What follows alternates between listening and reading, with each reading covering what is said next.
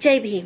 भारतामध्ये लोकांना गरीब श्रीमंताने नाही तर जातीने विभागले गेलं आहे आणि म्हणूनच डॉक्टर बाबासाहेब आंबेडकर म्हणाले होते, जात ही लोकशाहीची सर्वात मोठी शत्रू आहे.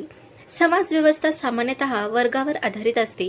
म्हणजे समाजात गरीब, श्रीमंत, कामगार, मालक असे वर्ग असतात. याच आधारावर कार्ल मार्क्स यांनी सिद्धांत मांडला होता की जगातील सर्व कामगार एकत्र येतील आणि अन्यायाविरुद्ध लढतील. पण डॉक्टर बाबासाहेब आंबेडकर यांनी हा सिद्धांत भारतीय समाजासाठी अपूर्ण असल्याचे सांगितले. कारण भारतात वर्गापेक्षा जात अधिक मजबूत आहे.